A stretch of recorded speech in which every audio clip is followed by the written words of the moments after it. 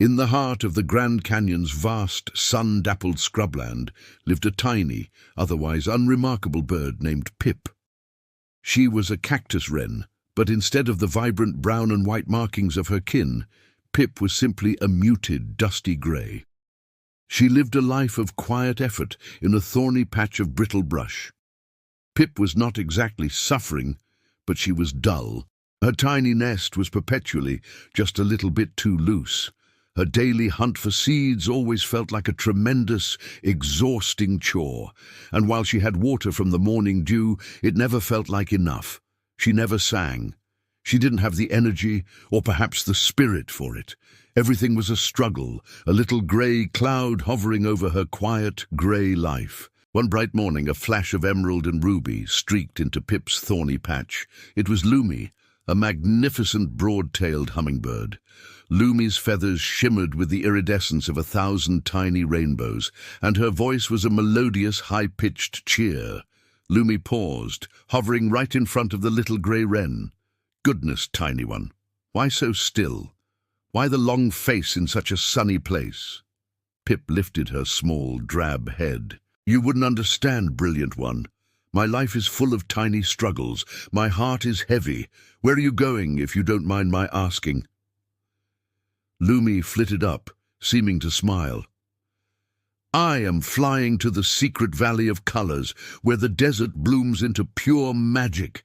It is a pilgrimage every flyer must make once." A sudden, sweet desperation seized Pip. She managed a small, hopeful flutter of her wings.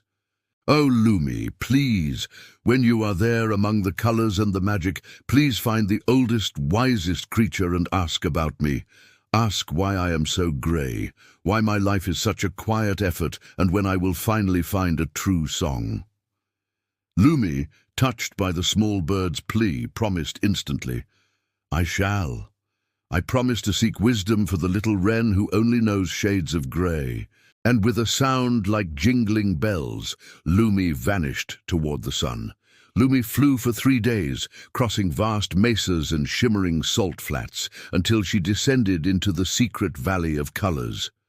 The valley was a spectacle of impossible beauty. Sapphire waterfalls, jade-green mosses and blossoms, the color of amethyst and fire opals.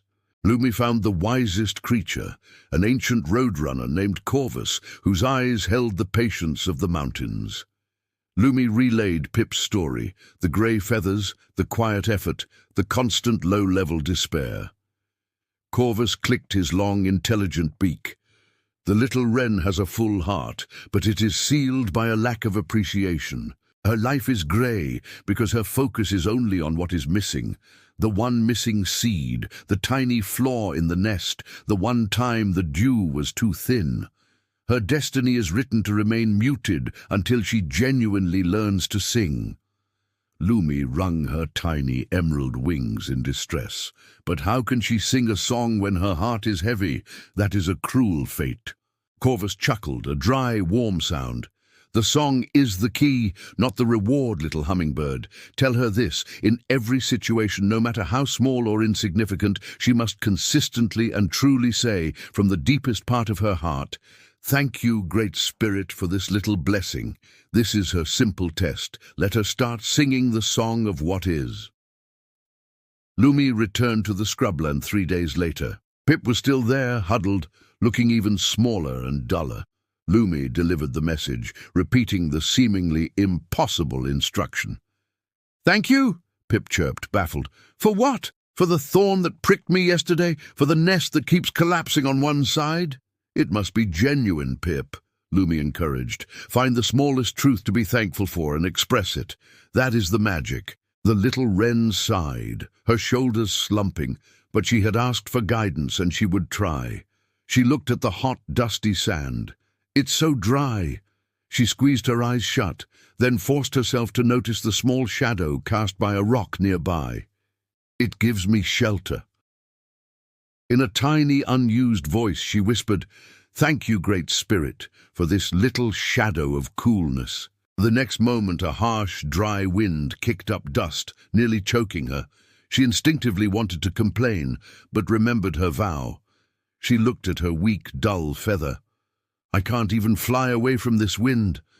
Then she focused on the single strongest quill. But I still have my best feather. Thank you, Great Spirit, for this single feather that holds on. This was her battle, finding the silver lining in every boring, difficult or grey moment. When she found a worm that was too small, she didn't groan. She ate it quickly and said, "Thank you, Great Spirit, for this small burst of energy." When she found the perfect seed, she chirped a real tiny thank you with genuine pleasure. Slowly, something beautiful began to happen. Where the dust had rubbed bare spots on her skin, new feathers began to emerge. But they weren't grey. They were a cheerful, soft, saffron yellow. As she continued her practice, the saffron spread. On the 5th day, her chest was fully yellow. On the 7th, tiny flecks of sky blue appeared on her wings. By the 10th morning, her entire body was a bright, cheerful mosaic of saffron, sky blue, and soft cinnamon. She was a vision of desert beauty. And then it happened. She found herself looking at a dewdrop on a thorn, and without thinking, a song burst forth from her little chest, a cascade of clear, sweet notes that had been sealed away for her entire life. Her patch of brush, energized by her happiness, seemed to grow a little greener. 10 days after leaving, Lumi returned. She was expecting to find the dusty grey wren. Instead, she found a glorious, singing ball of sunshine perched on a lush, blooming cactus. The tiny area was bursting with life and color, and the air thrummed with the sweetest melody Lumi had ever heard. Lumi hovered, astonished. "Pip! Your fate changed in 10 days. How did you summon such magic?" Pip, vibrant and full of song, simply repeated the lesson. "I stopped looking for what was missing. I started appreciating what was here. The magic wasn't in the asking for a new fate, but in the acknowledging of the present one." The Roadrunner's instruction had forced Pip to look for the good in the small things, and when she truly saw them and thanked them, her heart opened. The color and song weren't given to her. They were unlocked from within. The true song of happiness, the song that changes everything, is always a song of gratitude.